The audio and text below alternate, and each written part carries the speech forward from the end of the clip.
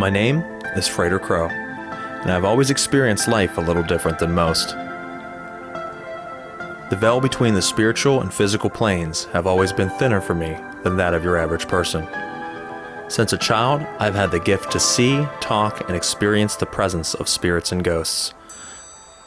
I've used this ability to give voice to those that have passed and no longer are heard or seen by the masses. With my good friend and partner Daniel James, we will shed light onto so many topics and do our part to bring to the surface what often is hidden in darkness. My name is Daniel James. As early as I have memories, I have had sightings of UFOs, shadow people, beings from other realities, sleep paralysis, and a call to the unknown. My interests in the paranormal has led me into producing films, documentaries, and web series about all of the mysteries that I chase. Now, my journey has led me here. To share these stories with my partner Garrett, and with you.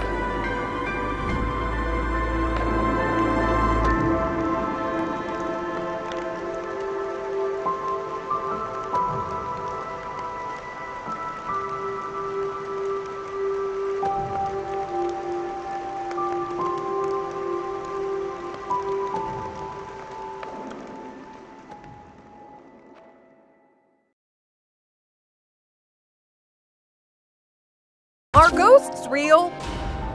Several recent encounters suggest there might be more things in heaven and earth than we can dream of. So are werewolves just a Hollywood creation, or do half-man, half-wolf creatures really exist? Now, tonight, we kick off our Conspiracy Theory Month series, which was a... The legend of the vampire actually goes back for centuries, and it exists in some form or another in almost every culture. In fact, some people believe the first vampire story was in the Bible. Well, for decades, only crackpots and crazy people believed in UFOs. That's what I thought anyway. And then in recent years, it turns out that governments have been taking them seriously all along. Try and clear up an ancient mystery with the help of a prominent veterinarian who says she can prove that Bigfoot exists and that he's related to all of us. New reports, 5 pilots coming forward over the weekend saying they've had multiple mid-air encounters with high-flying, fast-moving objects.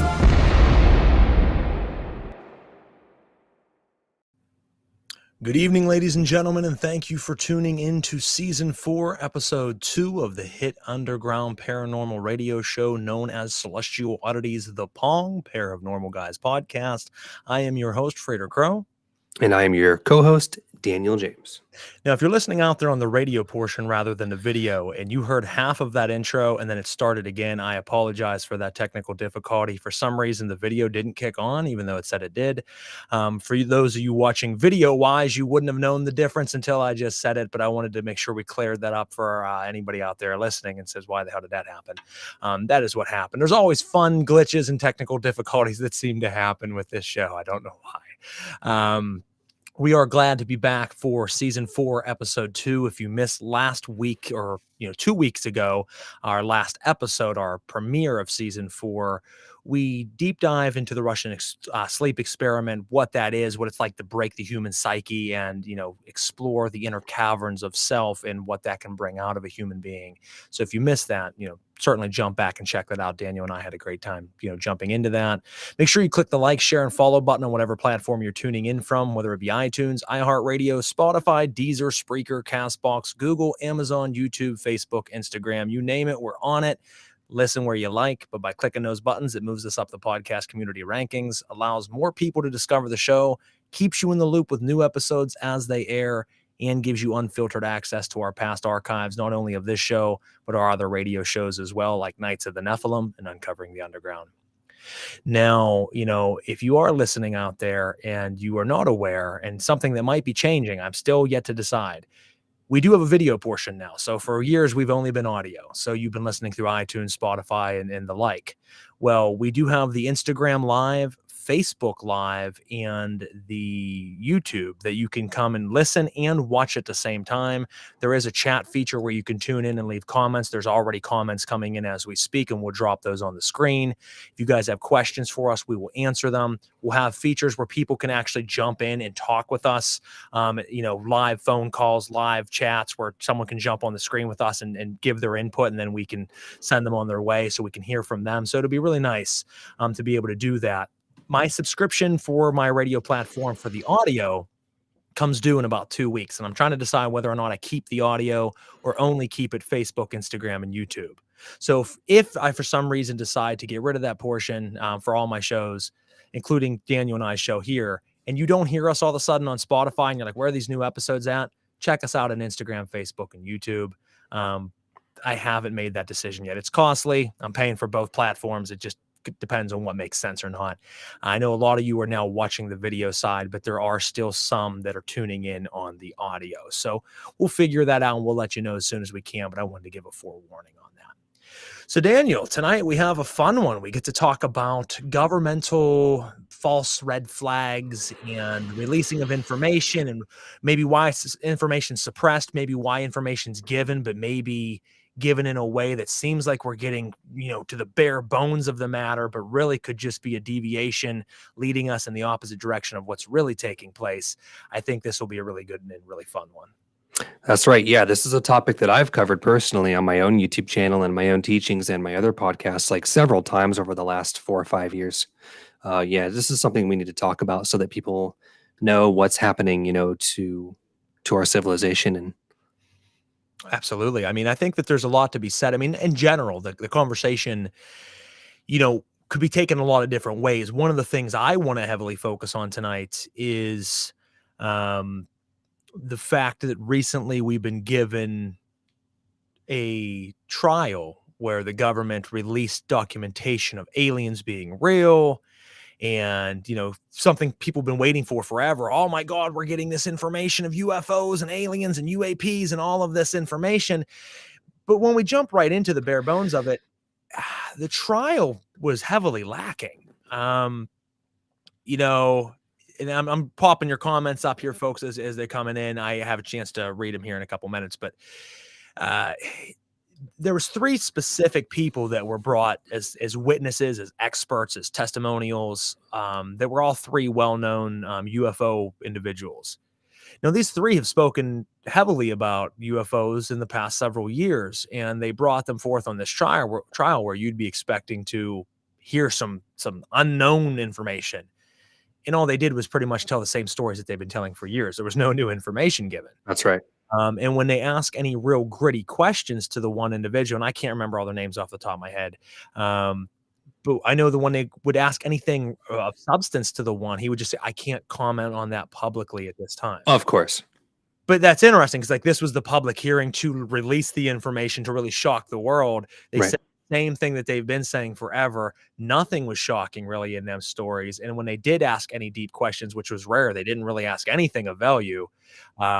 The answer was, I can't comment at this time publicly. I'm not allowed to speak on that.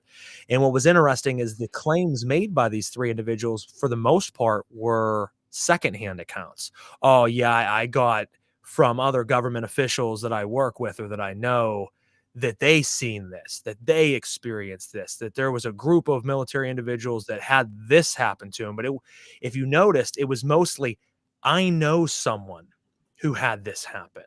I talked to someone who's seen this. Well, why are we doing this huge trial, this huge release of governmental information that's supposed to shock the world, and we're hearing the same stories? We're not getting any new information because it's being suppressed. And the people that we're talking to or hearing from are ones that didn't even experience this phenomena themselves. It's secondhand accounts. Where are the folks that they heard it from? Where are their sources? Why weren't they brought in to talk? So I know a lot of people were very, very excited about the release of this information. But then once a lot of us heard it, we're like, oh, well, that doesn't surprise me. And it brings me to the point, was all of this kind of a play? Right. structured and built to be this huge release that some people are still shocked because they're like, the government did actually agree that there's aliens, but they didn't really say anything. They didn't show any bodies. They didn't bring anything out of the courtroom and say, here is a physical, body or physical UFO vessel. Nothing. If anything, it was pictures and videos that are subjective. So, I mean, what are your thoughts, Dan? There's a lot I still have to say on this, but I would love to get your thoughts on what do you think about the recent trial and release of info? Yeah, I'm going to pop off and just stop me whenever I've gone too far. You need to add something because I mean, there's really no end to what I have to say about this topic. Like I said, I've covered it myself for 5 years. Okay. What you guys are witnessing on mainstream media, any information that reaches civilian level awareness is agenda based, controlled, sort of limiting perspectives on things that they want to completely control the truth and validity of, so that they have the total grip and angle on the way it's depicted and how much of the truth and how much of what is a lie and that they can skew is given to civilians, us, the surface population that is outside of the controller's awareness. So in the intro clip of our video, I added a shot of what was released a couple of years ago now, was a black and white military shot where there was like a jet fucking chasing some UFO, and the guy, there's audio to it in the real clip. You can Google search it, where this was released on like every news station. Every news station covered this, where it's like a military jet has footage of this UFO, and he tracks it with like their little sonar thing and locks onto this object moving really fast. And the guy's like, oh my God, I can't fucking believe how fast it's moving. And this played on every single news station. And now, just recently, I think it was this last week, they have like some uncovered small little alien creature. Frater, I don't know if you saw the pictures and the videos of this. And it's basically like this small little humanoid Zeta archetype, which there are like hundreds and hundreds of Zeta archetypes. And nobody knows like what it is, where it's from, but it when anything reaches mainstream media, I'm talking the news, I'm talking Google headlines, anything that reaches the mass consensus, civilian awareness, which is us, you have to look at it. You have to discern that very carefully and see what they're saying, why it's being released, how it's being discussed, because I'm going to tell you right now, those little statuesque creatures that they showed on TV are not real aliens. I'm sorry. They just don't exist. Those are fabrications that they can continue every couple months, maybe every year. They have a big extraterrestrial alien spotlight that reaches the news. And I'm talking to you, the news, mainstream media, and any article online that reaches Google, because Google heavily suppresses the truth. Anything that reaches those platforms is heavily agenda based. So what I believe happening, like if anybody's ever heard of like Project Bluebeam, people are familiar with the secret space program. If you know me and what I do, I work for an ET contact group. Look up Cosmic Agency on YouTube. Some of the best information that you'll ever find about the truth about the existence of extraterrestrials and extra-dimensional beings. But this information is being controlled and released to us in a slow drip. Okay, truthers out there and people who are like free thinkers are all excited because they're like, oh, they're finally telling us that aliens exist. This is huge. This is so exciting. But no, they're actually controlling the release of the information about them because aliens have always existed. Extraterrestrials exist. There is a countless, infinite number of aliens that exist on other planets. There are what's called as breakaway civilizations of ET races, and Earth-based planetary races that exist inside our inner Earth, which Frater and I have talked about in previous episodes. Aliens, extraterrestrials are everywhere. Okay, we are extraterrestrial. Not only do we have them on our planet, but they're all over. It's just that humans aren't publicly interstellar. There's a reason behind that too. And if our controllers or the government or the cabal or whatever people want to call the secret societies that control our planet were to actually let the truth about aliens exist come out and reach the public, it would break and shatter a lot of structures, a lot of systems, a lot of paradigms that control the mind, that limit our thinking, that limit our belief structures. It totally abolishes religion. It abolishes evolution. A lot of our history would be rewritten. So there's a lot of reasons why our controllers don't want the truth about aliens coming out. Now, number two, this is the second big point I want to make, and I'll stop ranting because clearly I'm fired up. The second point, and my internet's working tonight, so we're going to fucking make the most of it. Yeah. So the second big point I want to make is, yes, aliens exist. Yes, they are talking about it on mainstream mass consensus sort of platforms. But you look at the pandemic from 2020, you look at the Ukraine war, you look at all these really big things that are happening. So the third wave of these really big things that affect the whole planet, not just a single country, but everybody's involved to some degree, would be the existence of aliens. So that would it's something that would affect everybody in really, really life-altering ways. So what do you do if there are positive, peaceful, loving extraterrestrials that want to help planet Earth? Okay, we'll call them the good guys, the good cops. And then there are bad cops, the regressive, malevolent, negative ones that want to control humans and use them for something. Well, then there are basically two faction types that are at war with each other over the evolution and the ascension and the consciousness of Earth, of humans, for a specific reason. Well, the regressive ones are the only ones who are going to literally intervene and break a law. There's a space law that's called the Prime Directive. That means, make no contact, don't let your awareness, don't let your existence know, don't interfere technologically or spiritually to any planetary race that is not at your equal level of technology and consciousness, because you can be interfering with them, you can limit their growth.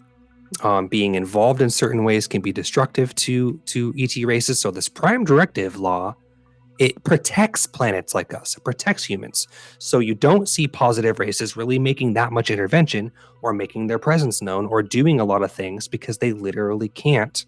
Okay?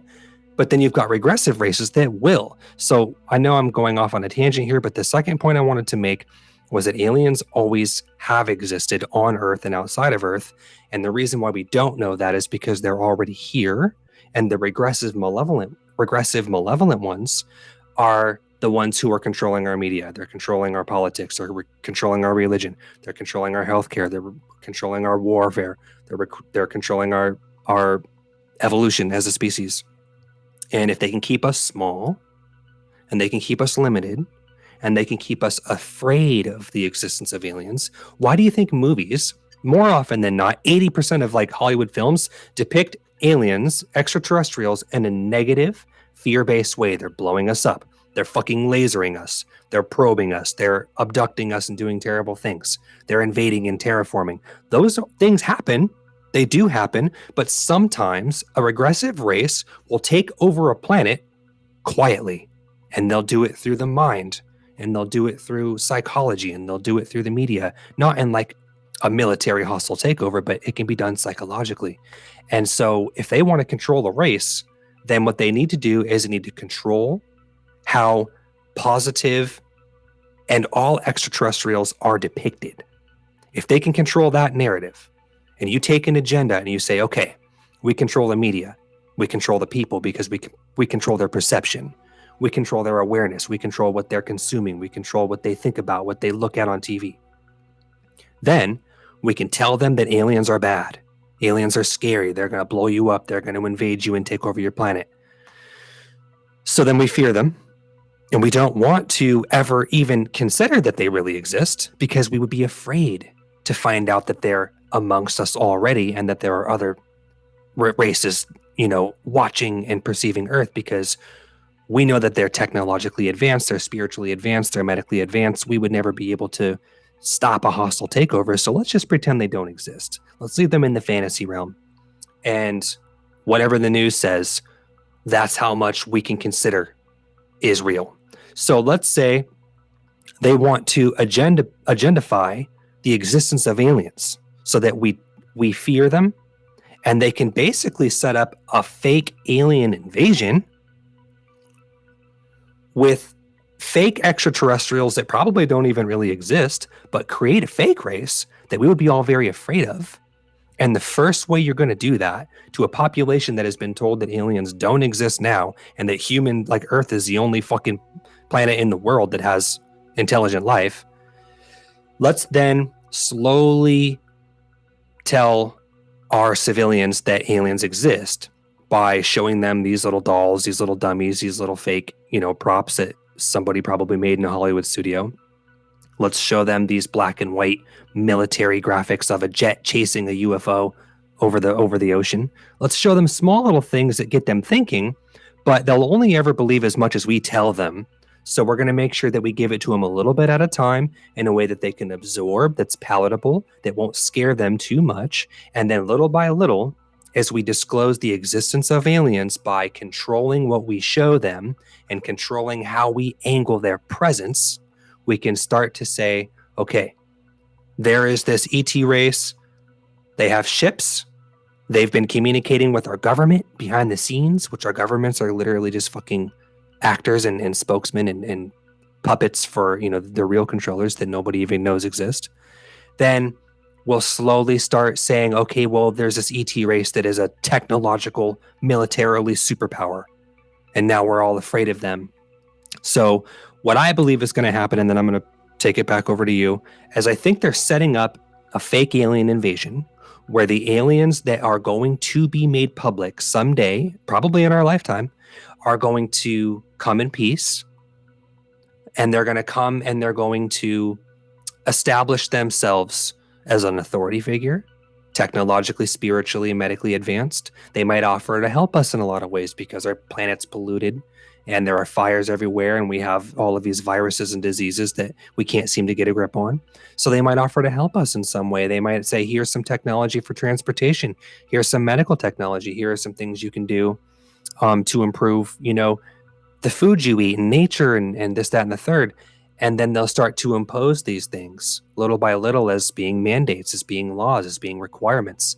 And then you're going to slowly witness like this takeover where little by little, it'll be like this totalitarian tiptoe into like our society as humans and civilization as you know it will look like a fucking sci-fi movie, like a dystopian horror film, because all of these changes that have been made by this ET race that is a superpower that we should basically look up to, like deities, like gods from the sky, which they're not.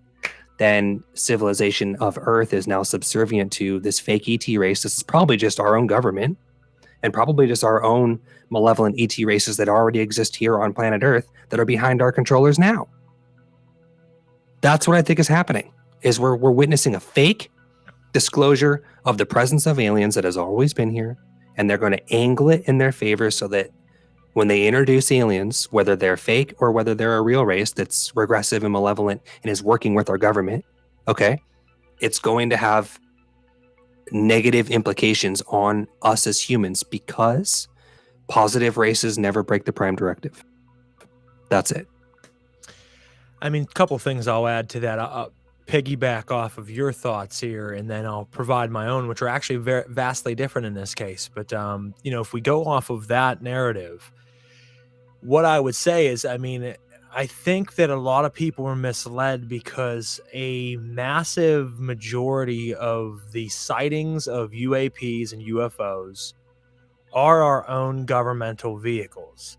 They That's are right. spacecraft built by our government.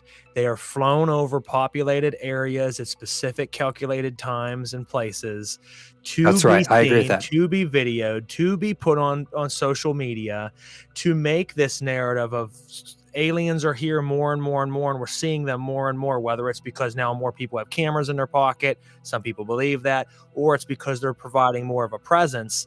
90%, and I'm making up that number, folks, but stick with me, 90% of what you see is not actually alien beings. It's our own governments flying these vessels above us to spark this in our mind, spark this talk about aliens. Then it builds up this need that we want the truth. We need the truth on aliens. You guys have been suppressing it for too long, because at one point, people who spoke out with real good evidence disappeared. Well, now we live in an age where there's all these alien sightings, and the government then gives it to us. So it went from them suppressing the information to openly providing it.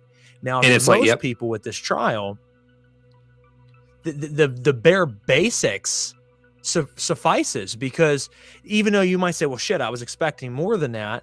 10 years from now, you say, well, yeah, I mean, 10 years ago, the government already announced that the aliens are real. So we don't have to argue, are they real anymore? We don't have to have all these conversations. They might not have given us like bodies or anything, but they admitted they're real, and that's good enough for me, and we're good. Most of the sheep will just fall in line, and that's okay. That's and that right. provides the You're right. narrative, as you said, whether it's to lead us to a utopian society under false doctrine of these beings that That's aren't right. real, that are our own people controlling us, or it is alien beings who are here helping control the governments that are leading us to believe in whether real or false races. Both very viable. Yeah, and I believe that a lot of those sightings definitely are scripted. I don't believe all of them. I believe a lot of them.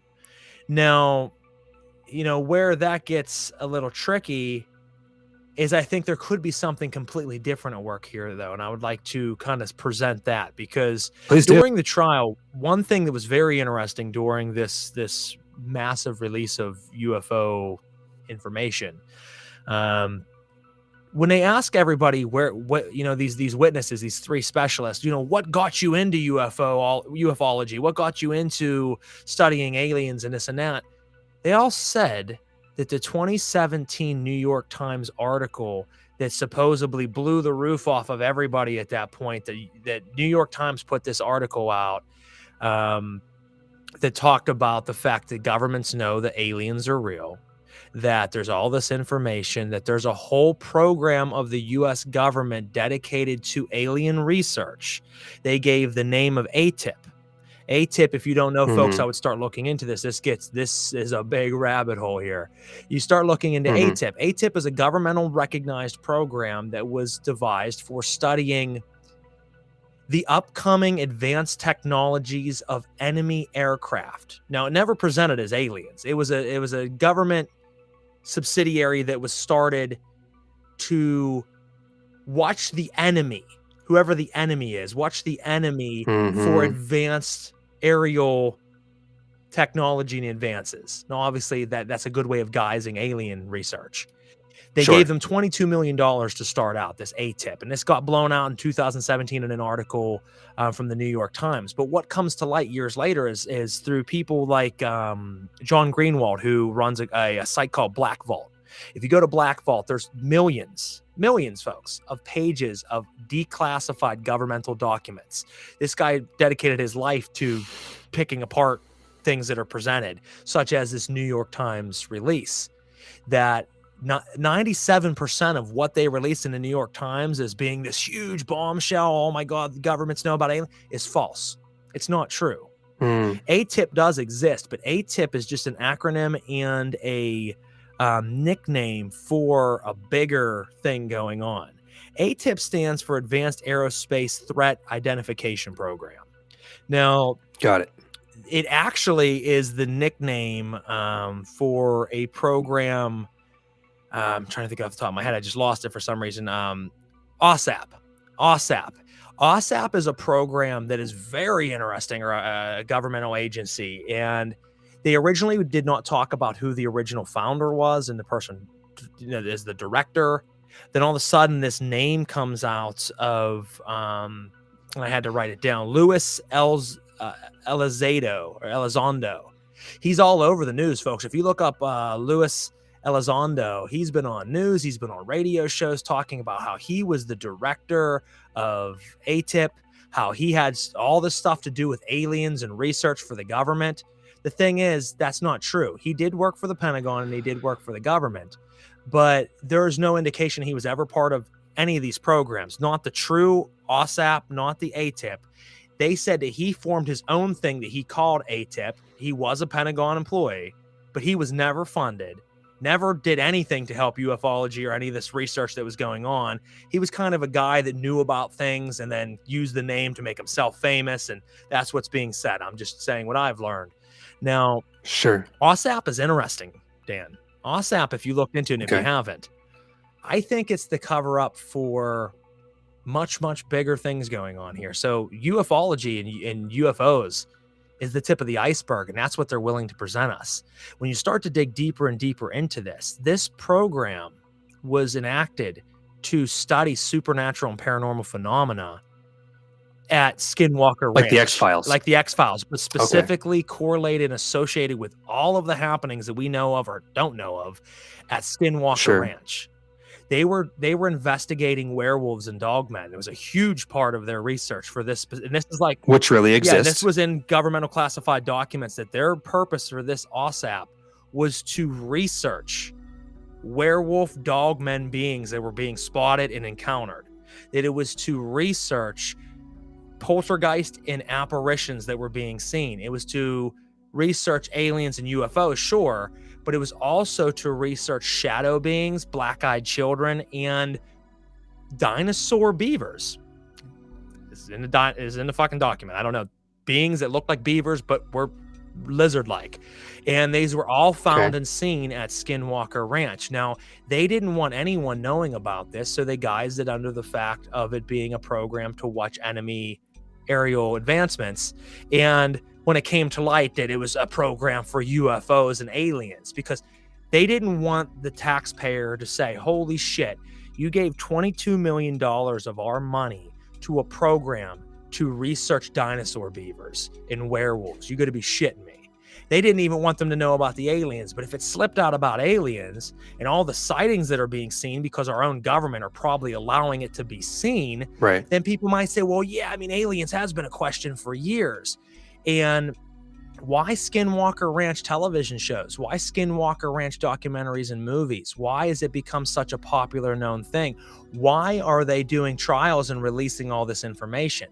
I think that there's something much bigger actually happening in the paranormal world, that they've come across different things that are way beyond our understanding of knowledge, and they're using UFOs and aliens as the guise to put it into all of our consciousness. Now we're all talking about aliens. Now they're showing this thing that everybody's making memes out of, this little being that they found in a pyramid or in the desert, wherever the fuck the story was.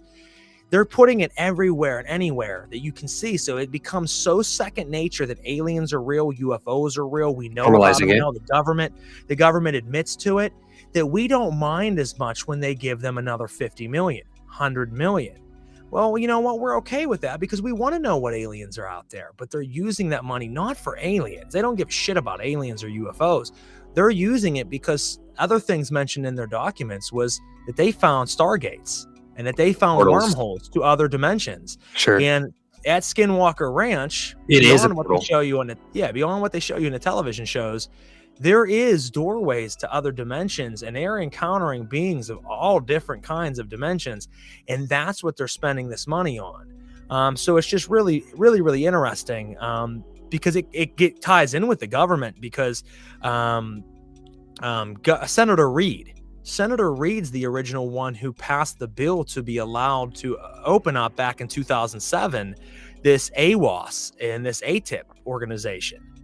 And two of the huge members of this organization, one of which, Bigelow is a huge campaign contributor to Reid's campaign, but he's also a big UFO guy, big supernatural guy. So the people that are funding the senator are the people who are in charge of a program given by the senator to research aliens. And all these guys are connected. All these guys are connected to Skinwalker Ranch. The only reason we know about Skinwalker Ranch is because behind the scenes, what they're not telling you is there's this big thing going on with several very high named people, both in government, both in Scientology. One of them being a Scientology guy. Do I have his name down here? Rudolph, last name Rudolph, who was known for Stargates and known for running Project Stargate, where they tried to train psychics to be able to see across the world and have remote viewing. Remote viewers. Yeah, exactly. Remote viewers. He was one of the proponents of this program when it launched. So they have people who are already known from other governmental agencies, other governmental programs, all of a sudden being brought in all under this AWOS name that was secret, giving an acronym of ATIP as some other organization. It's just a nickname of it. So it becomes very interesting to me that I think a big part of this is it could very well be that they're planning on alien attacks or alien help down the road, one or the other, that they're planning for now so that we accept it and it's actually us doing it. I see that. Another idea that I have is that by bringing it so openly, that people don't even care anymore. Oh yeah, they've already admitted to it. So yeah, the people see it on YouTube or on Facebook and they're posting videos, whatever. We already know they already admitted to it. No longer is it, why will they not admit it? Now they admit it. So nothing matters. So when we want to throw another 100 million, 200 million into research, we're not going to put up as much of a fight. We're not going to pitch a bitch as much, and we're not going to question as much because, hey, they're doing alien research, when really they're tapping into other dimensions to come into contact with beings much beyond just aliens, or what we would call aliens. They are all aliens, I guess you could say. But I think that is a huge part of it, that it's Skinwalker Ranch, beyond the glitz and glamour of Hollywood and TVs. There is truly something going on there. But it's also heavily ran by our government. Our government is using scientists to tap into gateways, just like CERN in the Hadron Collider. They're using science to tap into other dimensions that they probably shouldn't be fucking with. And it's like I've said on our Super Soldier SSP episode, where our government and our military, they have technology that we don't know about. And that's where you said about the UFOs and the ships come into play. We have what looks like as extraterrestrial craft in our military. They're not used in combat, but they're used for other things, and they might even be interstellar. So I do believe in portals, very much so. And I also believe that there are invisible portals that exist all over our planet, or vortices that don't require technology to access, but they can actually open up. And they're invisible, and people can kind of slip in and out of these portal systems without knowing it, which might even be like a whole other topic. But so not only do portals exist naturally on our planet, similar to like ley lines, well, there you can find portals that are that are above or underneath ley lines. But I absolutely do believe that our military, our government, our secret societies, our controllers, they are using portal systems to communicate to other dimensions, other ET races, and I think that that's probably more common than we would imagine. Well, and one thing, and I mean, you could call this conspiracy or not, but why do they show us so much in movies? Why is there all these things in Hollywood and entertainment? Because it gears us up to not be. I mean, we're still surprised when it's real. When you hear the boogeyman and then you actually meet him, you're like, holy shit, it's real. But you've already been trained that there's been a boogeyman since the time you were born. So it's a shock, right. But at the same time, it's like, oh, well, this is just what we've always been told. Hear me out for a second. What is one of the huge TV shows out there? Everybody loves, everybody watches. Hollywood effects are great. It's got a gripping story, but it's telling exactly what I'm saying here. Stranger Things. Stranger Things talks about a portal into the upside down, into another world where beings exist, opened by scientists doing research, by using giant scientific, objects and machinery that we don't know anything about, and opening it to these beings. That could just be a great story that's enthralling and it's a Netflix original, or it could be exactly what is happening right now, and they've been giving it to us for the last few years. I think they tell us what they're doing in television. They've always been through television and film. That's why people are like, The Simpsons is predicting the future. They're not predicting the future. They're giving you what they've been planning or what's already going on. So they're disclosing the truth. There's a huge difference between predicting the future, folks, and disclosing the truth. If I tell you something 3 years ago that happens today, you think I'm a fortune teller. But I had already been planning it 5 years ago. So you think I'm giving you 3 years of future. No, I'm giving you 5 years of planning, and I'm just bringing it to fruition. And that's what's happening. And that's what's happening through these different TV shows. It's great. Hollywood. It's great. I love Stranger Things. It's great, but it's terrifying because this is actually happening and we're paying our taxpayers. You know, when we get to talking about taxes, which is bullshit in general, all of us here pay all of this money, billions and billions of dollars, but yet somehow our government is trillions of dollars in debt. So we give them billions and fucking trillions of dollars over the years in our taxpayer money, but yet it doesn't pay for anything, and they still keep going further and further into the hole. But yet somehow all this money that we don't know about is siphoned here and there. How many people knew that $22 million was just given to an agency of the government to research fucking dinosaur beavers and werewolves? We didn't know that, and they didn't want us knowing that, and they discontinued it supposedly, I think, in 2012, and then the funding ran out by 2014. But there's still word that this units still very much active and still doing their research. And it would only make sense that years later, back in 2007, people didn't really know about Skinwalker Ranch. Daniel and I did, because we researched the paranormal, but most people didn't ever hear about that until the television shows came out. Why do you think they would ever allow television shows to come out showing and depicting a place that is one of the most secret places in the world?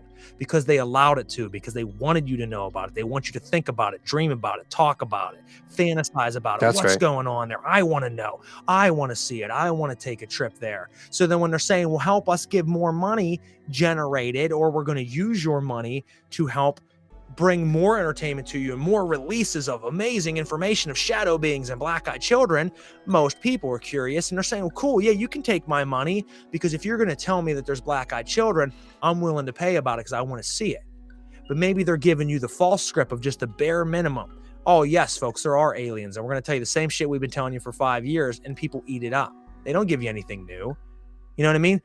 Fucking since Roswell, you know, it's been one of the big changes in American history of UFOs. And what's been released since then openly? Not a whole lot, a couple of videos. Yippee. Oh yeah, they do exist now. Nothing of actual value. They can string us along while sucking our money and put it into programs to continue their research into God knows what.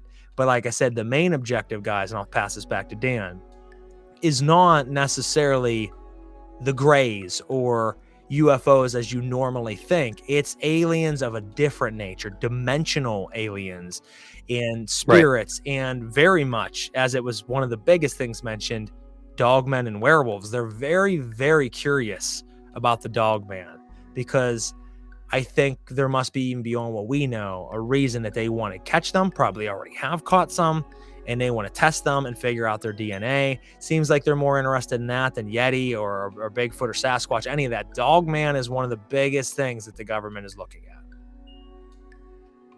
You know, I can't say too much about it right now because I don't want to, like, you know, spoil things. But my movie that I'm working on is partly and largely about a canine extraterrestrial race. So I can tell you guys right now that there are planets that exist where there are actual werewolves, lycanthrope type beings. Speaking from experience here. Now, I could tell you all about some of these ET races on other planets that are more or less, for lack of a better description, either A, they look very similar to the canines that you would see in Egyptian lore and mythology, or also like you would see in a popular American horror film about werewolves. They oftentimes, when you see mainstream media depicting something like this, I always reference The Hobbit and The Lord of the Rings, like Middle Earth universe, or you go into like Star Wars, any of these really big grand movies and TV shows that are about these fantasy-like characters are just derivative. They're taken from fact, from somewhere where this thing is real, and they repackage it to humans, to civilians, in a way that's fantasy, that we never believe that those things exist. Man, with werewolves, lycanthropes, one thing I'm genuinely interested about is how those creatures got to Earth, and why we do have werewolves and dogmen that do exist, that people have face-to-face encounters with. I have actually seen more convincing video clips of dogmen than I have Sasquatch in my life. Yeah. And it's a fascinating, in terms of cryptozoology, it's a fascinating cryptid, because I believe that there are planetary creatures that you would call aliens, you would call extraterrestrial, because we don't have a scientific definition for them. They're not in any history books or medical books, but they're actually planetary. So they're not extraterrestrial. They're something else. Or like we talked now, about, interterrestrial. Interterrestrial. Yeah. Yes, in the Earth. That's right. Because inside the Earth, you have like hundreds of species we've never heard about. They live in tunnel systems. There's also breakaway civilizations that are like the size of countries inside the Earth that have like creatures we've never heard or seen about. But then you also have density pockets inside the Earth where we talk about portal systems. There are fourth and fifth density pockets that you can slip into or get into using technology inside planet Earth, where, for lack of a better description, is sort of geographically somewhere you could locate, but it's in a different frequency band. So there are different races and different civilizations in these alternate frequency bands that are on Earth or inside Earth that are in another density too. So my last point about the dogman and the werewolf type lycanthrope is these creatures really do exist, and there are planets where they're abundant, and the planets where that species is the dominant, like, human type of being there. And some of them look humanoid with canine features. Some of them are mostly canine with some human features, and everything in between. But how they got to Earth, that's something I can't answer for you guys. I don't know the answer to that yet, but I know that we have lycanthropes. I know that we have shapeshifters. I know that we have canine human hybrids on planet Earth. And I can say that because I know they exist on other planets. Well, I think that, I mean, as one of the things mentioned specifically in this research that I did into this rabbit hole of ATIP and AWAS, one of the big things they mentioned is that at Skinwalker Ranch on that property, they have discovered, and they're researching into, these Stargate wormholes that there are there. Like, it wasn't even like we're thinking they're there. It was, no, we are researching Stargate wormholes that we discovered at Skinwalker Ranch, which would make sense that that area is so populated with all kinds of phenomena, because the wormhole doesn't open up to just, it's not a hallway, it just leads you to another room. It is an open portal that leads dimensions of multi facets into this world, sure, and out of this world.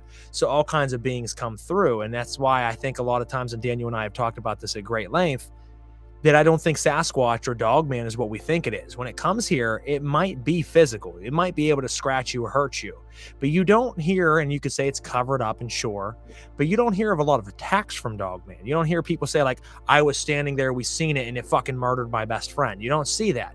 It's almost like they're all ghosts. They're all spiritual entities that come here and take on a visible form that we can see and interact with. We have sightings, we get scared, but a lot of times you don't hear about a physical attack. They're not harming us. They seem to disappear, or you see it run behind a tree and then it's gone. How? Because it disappeared back into its frequency, as Daniel and I talked about, that they take on a visual form, and Earth beings can't comprehend things unless they see it.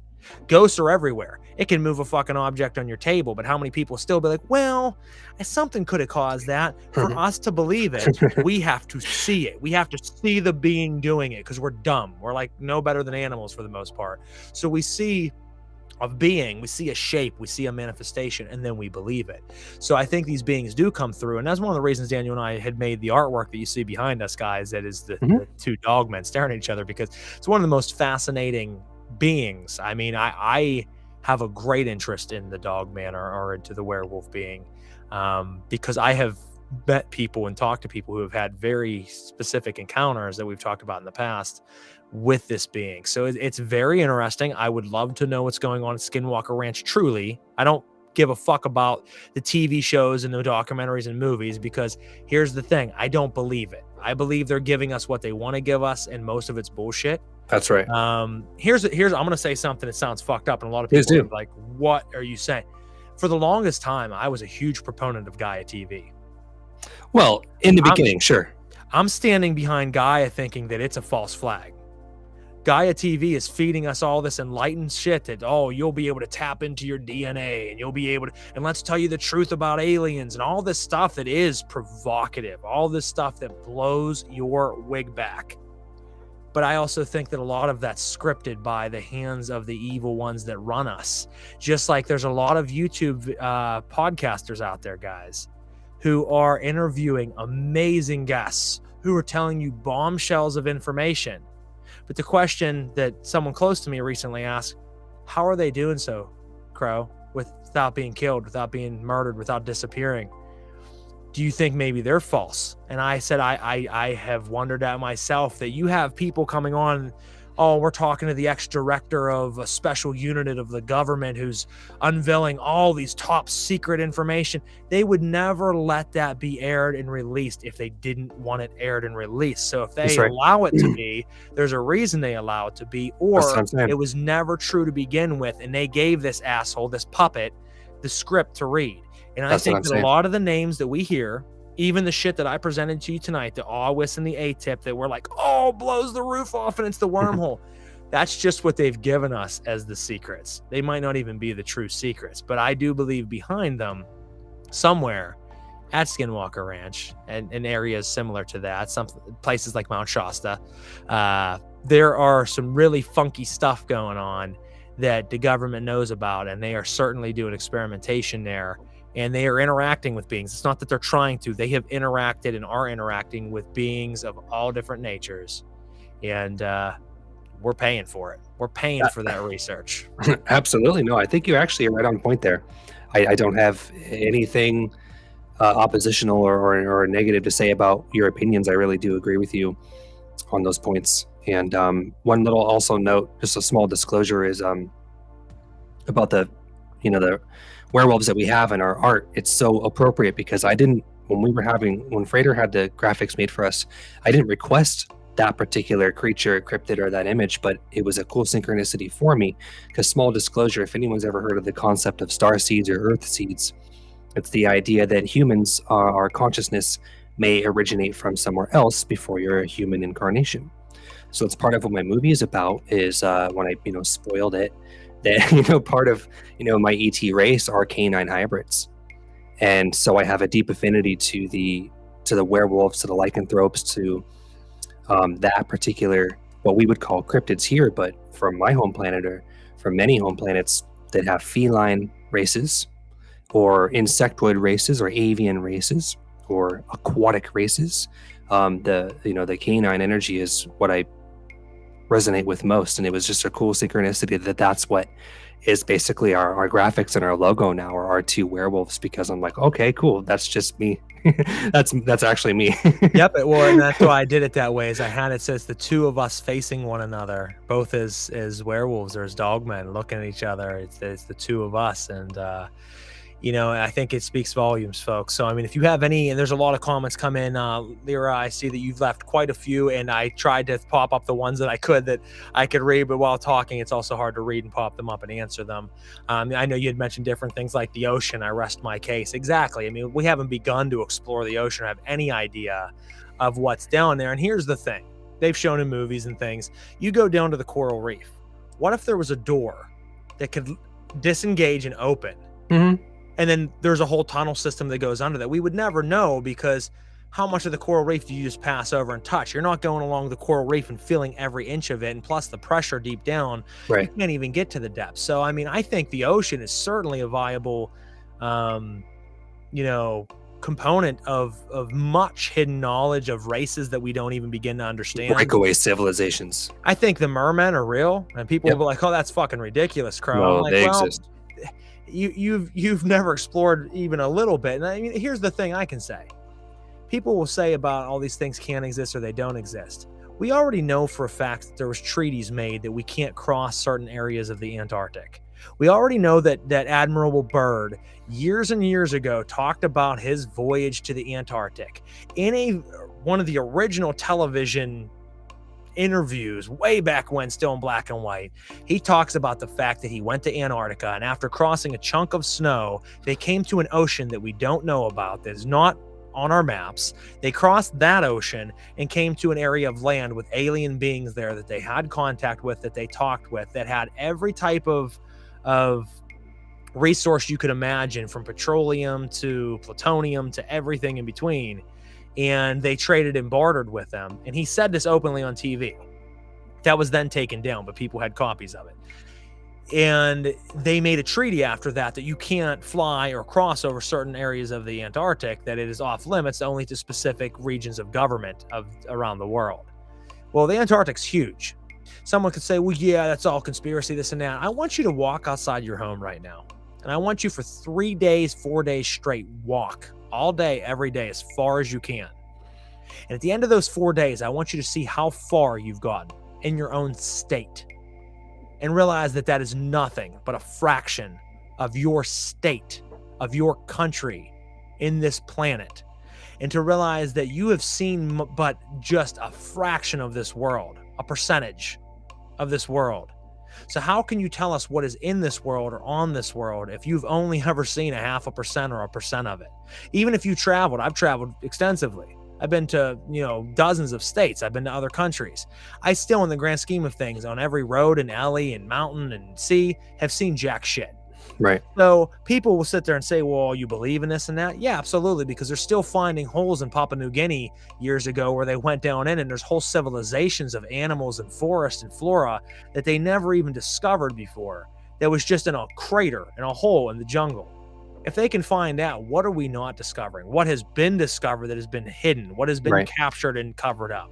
Easy. And I think that there's a lot out there, and I think that there's a lot suppressed as the topic of this episode this evening.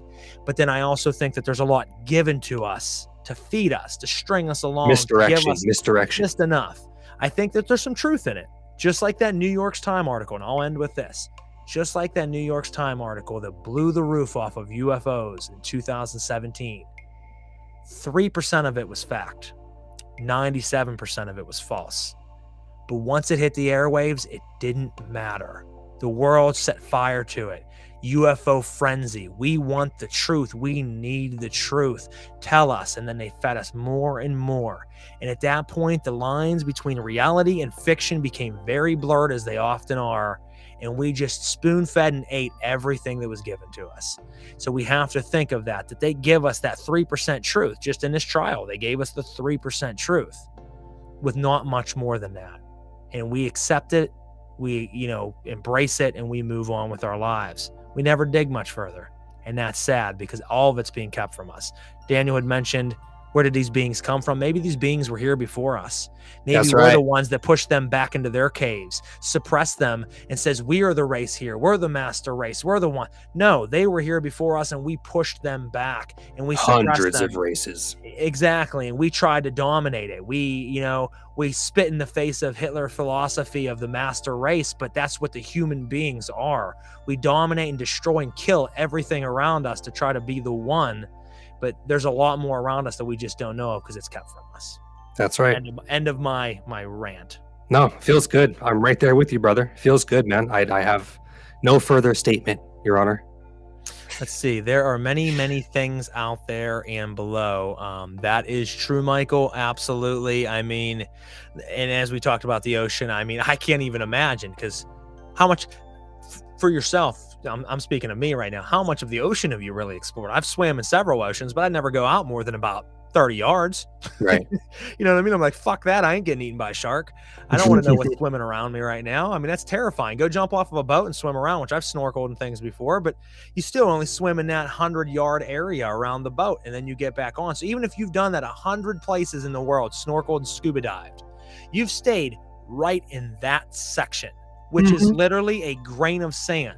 So you can say, oh, I've seen the world, I've explored it, I've really been versed. No, you haven't. You haven't seen more than a bucket of sand in your entire life. And that's on the entire beach. So I rest my case.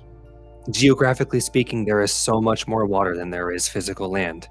And I believe that there are biomes of entire civilizations underwater, not to mention portal systems of more water that go deeper underground, and that there are breakaway civilizations, probably maybe 10 of breakaway civilizations on and inside planet Earth that are maybe even equal to or more than the population of humans.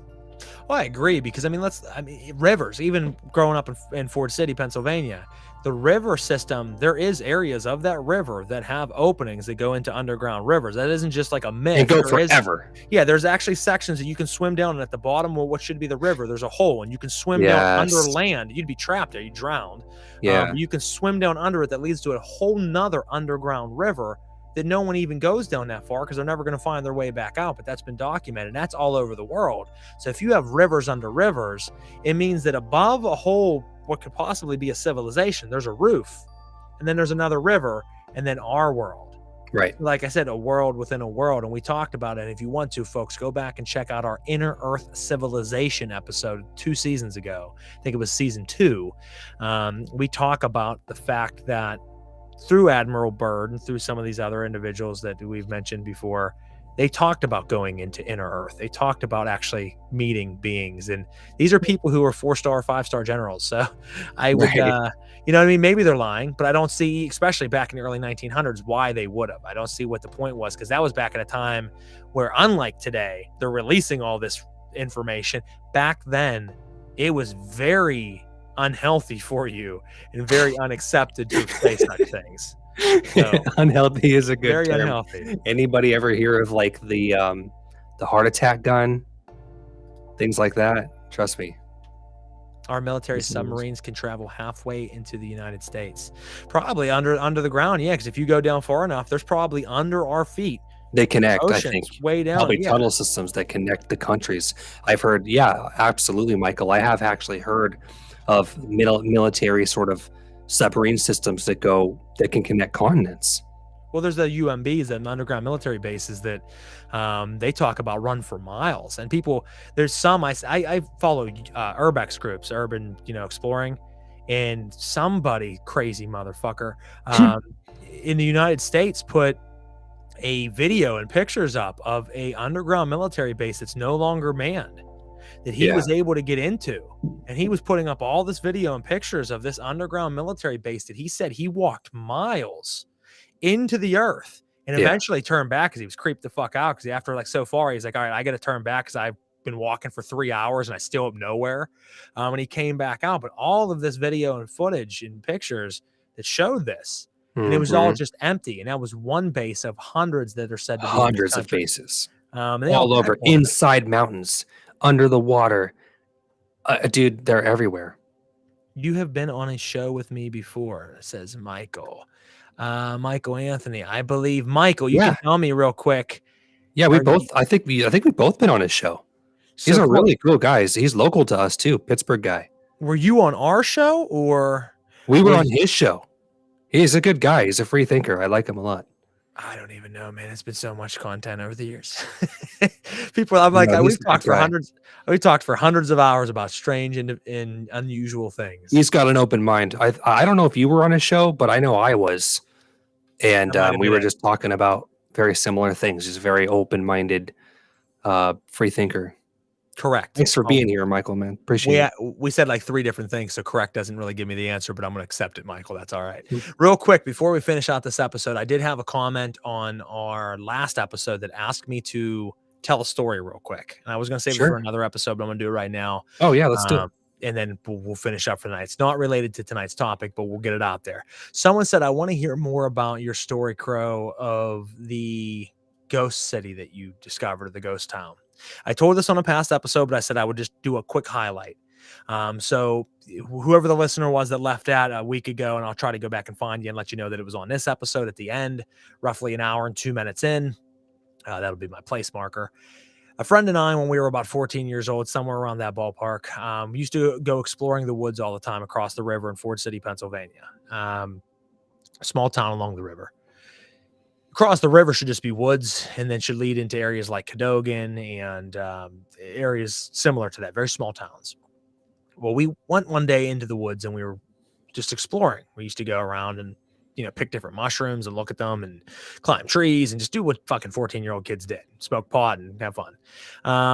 And we hiked up over this mountain, or over this hillside rather, and we came upon what looked like a little house on the prairie village of about 12 houses, roughly 12 cottages, 12 cabins, with no cars, no visible road to it, with a very, very peculiar and strange feel to it, because normally I would be all about that shit. I would go explore every one of them. I'd be like in heaven, that's my shit. But my buddy, whenever I said to him, you want to go down there and check that out? He was scared and panicked and said, nah, man, I don't want to go anywhere near that. And then what was weird is he asked me, do you want to go down and check it out? And I said, nah, man, I'm good.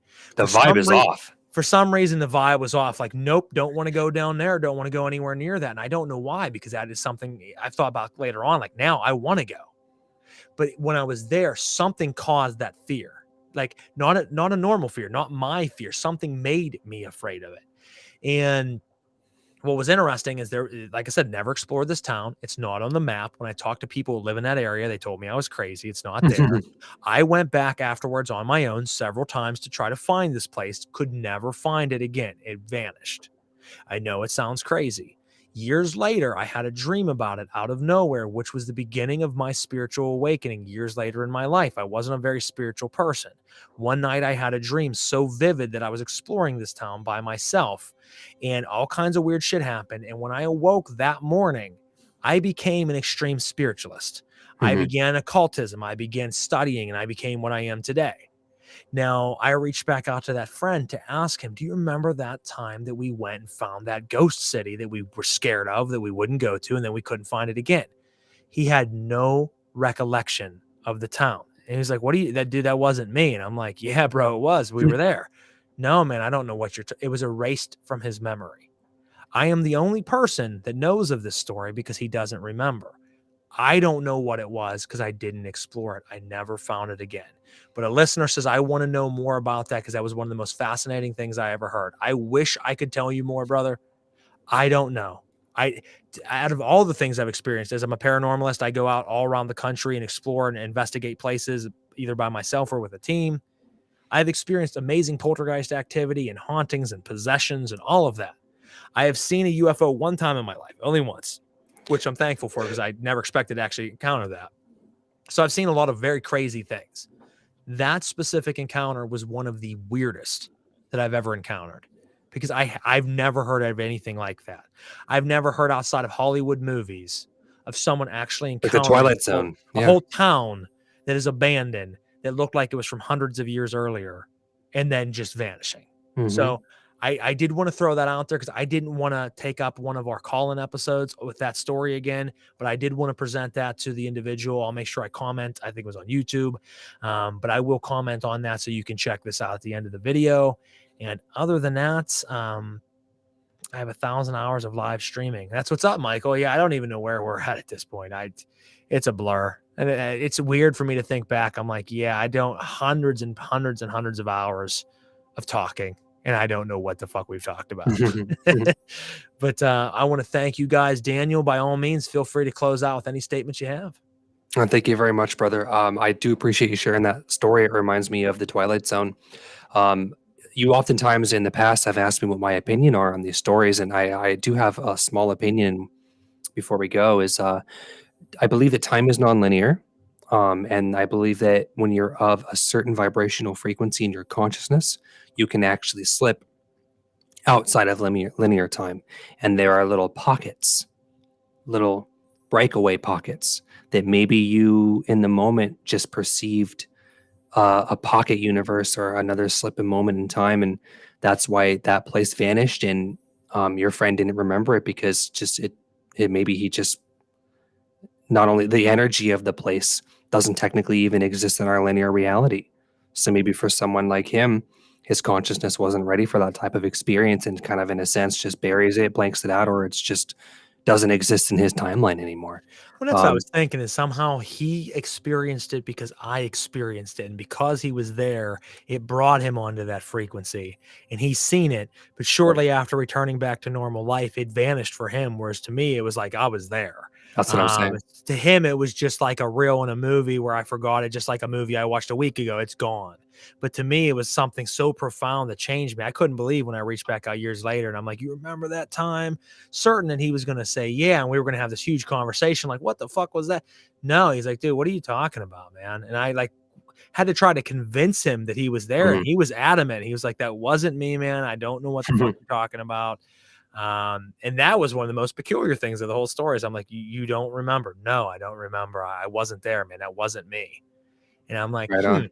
Okay, man. I'm like, there it is. I wasn't even going to push it. I'm like, all right, man. Maybe I should shut up. Maybe the Men in Black got to you and flashed you with the little flash. He fucking wiped his memory. I don't know. Wiped your memory. I'm going to shut up so they don't do it to me. Aliens exist. The disclosure of them is controlled. It's agenda-based.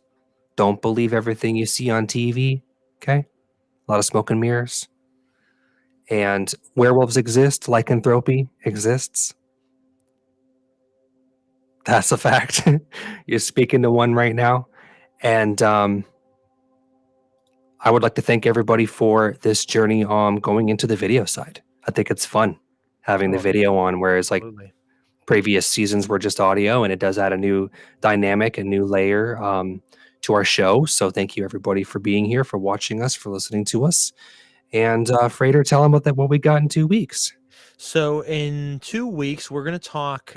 It's kind of out of order, but not out of order. In 2 weeks, we are going to do an episode talking about the thinning of the veil for Samhain and for Halloween. As we're getting close to that season, kind of talk about why it might be that the veil is thinner at this point, why spiritual contact is more present, why a lot more strange things happen at that point in time, and be deep diving into that. So that'll be a fun episode. Some people might say, well, why wouldn't you do that later in October? Well, we had to secure a date for our guest. And, we got a guy by the name of Jamie King and his wife are going to be on the show talking about Yeti and talking about Sasquatch. These are two people who, as I go out and research the paranormal and go out to all these investigation locations and research ghosts, these two do that on the Sasquatch side of things. And they go out and spend a lot of time researching Sasquatch. And Daniel and I had met Jamie and his wife 2 years ago. That's right. At HillCon and Hillview Manor in Pennsylvania at a convention. And he had a booth set up there. He was a speaker there. This is these two guys' lives. They spend their life dedicated to Sasquatch. And it should be a very fun interview that Daniel and I will get to interview the two of them. And that'll be coming on, let's see. So the 12th will be the episode on Samhain and Halloween and the thinning of the veil. 2 weeks later on the 26th, just before Samhain and Halloween, we'll be talking about Sasquatch. So it'll be a fun episode for the next two. And we have a lot of other great guests coming up. We have a gentleman who I'm not going to name right at the moment, but is a abductee. He's been abducted multiple times. This gentleman has been on multiple news stations, has been in documentaries, has been in magazines and books and articles. He has footage that he's released that no one can even begin to understand. He has one about a flying dolphin. It's pretty interesting, where in the sky there's literally a dolphin flying through the sky, and he has it on footage. He constantly is visited by aliens, and he's been on dozens and dozens of shows about this. This is something that he's experienced. So we're going to be bringing him on the show and a lot of other great guests. So make sure you stick around for all of the episodes of Celestial Oddities Pong. And if you get time, check out Knights of the Nephilim, which is my other show that alters in between these weeks. We're on a little bit of a hiatus right now, taking a couple weeks off, and we'll be back with more guests here coming up. But that's what we got in store for you. And other than that, guys, I'm just checking to make sure there wasn't any other comments here that need read off. I don't think so. As always, click the like, share, and follow button. Spread it around. Help us out. It means a lot.